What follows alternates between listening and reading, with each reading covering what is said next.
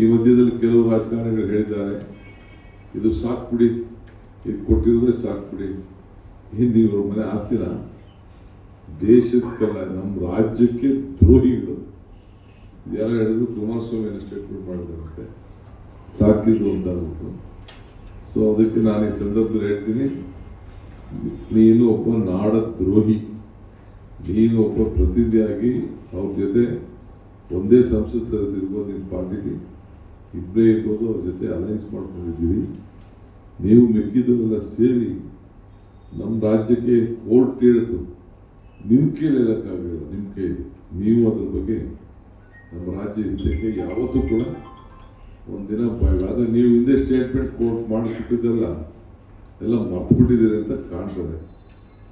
ನಾನು ಈ ಸಂದರ್ಭದಲ್ಲಿ ಕೇಂದ್ರ ಸರ್ಕಾರಕ್ಕೆ ನೀವು ಚೆಂಪು ಕೊಟ್ರಿ ಅಂತ ಕೂಡ ನಾವು ಹೇಳಿದ್ದು, ಅದ್ರ ಬಗ್ಗೆ ದೊಡ್ಡ ವ್ಯಾಪ್ತಿಯನ್ನ ಚರ್ಚೆ ಆಗ್ತಾ ಇದೆ. ಭಾಳ ಸಂತೋಷ. ಇದು ಚೆಂಪು ಕೊಟ್ಟದ್ದು ಕನ್ನಡಿಗರಿಗೆ, ಇದನ್ನು ನಾವೆಲ್ಲ ಅರ್ಥವನ್ನು ನಾವು ಮಾಡ್ಕೋಬೇಕು. ಇಲ್ಲಿ ಪಾರ್ಟಿ ಪಕ್ಷದ ಮೇಲೆಲ್ಲ. ಇನ್ನೆರಡು ಪ್ರಶ್ನೆ ಕೇಳಕ್ಕೆ ಬಯಸ್ತಾರೆ. ಆಯ್ತಪ್ಪ, ಭದ್ರಾ ಯೋಜನೆಯಲ್ಲಿ ನಿಮ್ಮ ಎಲ್ಲ ಪ್ರೈಮ್ ಮಿನಿಸ್ಟರ್ ಇರ್ಬೋದು, ನಿರ್ಮಲಾ ಸೀತಾರಾಮನ್ ಅವರು ಅವರೆಲ್ಲ ಕೇಂದ್ರದ ಬಜೆಟ್ನ ಪಾಸ್ ಮಾಡಿದ್ದಾರೆ. ಯಾಕೆ 5,400 ಕೋಟಿ ರೂಪಾಯಿ ನಮ್ಮ ನೀರಾವರಿಗೆ ಕೊಡ್ತೀನಿ ಅಂತ ಹೇಳಿ, ನ್ಯಾಷನಲ್ ಪ್ರಾಜೆಕ್ಟ್ ಮಾಡ್ತೀನಿ ಅಂತ ಹೇಳಿ, ತಿರ್ಗಾ 3 ಪ್ರಾಜೆಕ್ಟನ್ನು ತೆಗೆದುಕೊಂಡು ಎಲ್ಲ ಮಾಡಿ ಅನೌನ್ಸ್ಮೆಂಟ್ ಮಾಡಿ ಆಮೇಲೆ ಬಜೆಟಲ್ಲಿ ಪಾಸ್ ಆಗಿದ್ದನ್ನ ಕೂಡ ನಮ್ಮ ರಾಜ್ಯಕ್ಕೆ ಕೊಡಿರುವಾಗ ಇದಕ್ಕೇನು ಉತ್ತರ ತಾವು ಹೇಳ್ತೀರಿ? ಮಹದಾಯಿ ಮತ್ತು ಎತ್ತಿನಹೊಳೆ ಯೋಜನೆಗಳು ಕೂಡ ರಾಷ್ಟ್ರೀಯ ಯೋಜನೆ ಮಾಡಬೇಕು ಅಂತ ಹೇಳಿದ್ರಿ, ನೀವು ಯಾಕೆ ಅದಕ್ಕೆ ಮಾಡಲಿಲ್ಲ? ಅದು ಕೂಡ ತಾವು ಉತ್ತರವನ್ನು ಕೊಡಬೇಕು.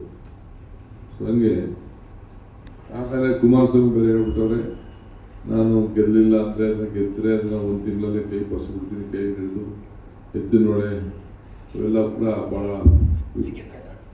ಮೇಕೆದಾಟ ವಿಚಾರ ಎಲ್ಲ ಮಾತಾಡಿದೆ ಒಂದೇ ದಿನದಲ್ಲಿ. ನೀವು ಸ್ಟಾರ್ಟಿಂಗು ಅವ್ರ ಜೊತೆ ಸೇರಿದ್ರಲ್ಲ, ಸೇರೋ ದಿನ ರೈತರ ಮಕ್ಕಳು ಪಾರ್ಟಿ ಅಲ್ವೇ, ನೀವು ಹೇಳ್ಬೇಕಾಯ್ತು.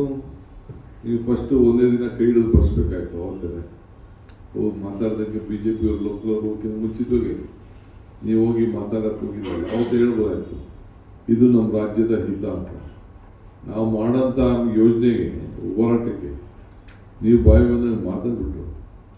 ಈಗ ನಾವು ಒಂದೇ ದಿನದಲ್ಲಿ ತಂದೆ ಮಗ ನಾವು ಮಾಡಿಸ್ತೀವಿ, ನಮ್ಗೆ ಓಟ್ ಕೊಡಿ ಅಂತಂದರೆ ಏನು ರಾಜ್ಯದ ಜನತೆ ಏನು ನಡ್ರೆ ಆಮೇಲೆ ಅಂದರೆ ಅಧಿಕಾರ ಕೊಟ್ಟರು ಮಾತ್ರ ಇವ್ರಿಗೆ ರಾಜ್ಯದ ಹಿತ, ಅಧಿಕಾರ ಇಲ್ಲ ಅಂದರೆ ರಾಜ್ಯದ ಹಿತ ಇಲ್ಲ. ನಮಗೆ ಅನ್ಯಾಯ ಆಗಿದೆ. ನಾವು ಕೇಳಿದ 18,000 ಕೋಟಿ, ಈ 3,000 ಚಿಲ್ಲರೆ ಕೋಟಿ ಕೊಟ್ಟಿರೋದು ನಮಗೆ ಒಪ್ಪಿಗೆ ಇಲ್ಲ. ನಮ್ಮ ತೆರಿಗೆ ನಮಗೆ ಹಕ್ಕು, ನಮಗೇನು ಅನ್ಯಾಯ ಆಗಿದೆ, ಅನ್ಯಾಯನ ತಾವೆಲ್ಲ ನಮಗೆ ಅದನ್ನು ಸರಿಪಡಿಸ್ಕೊಡ್ಬೇಕು ಅಂತ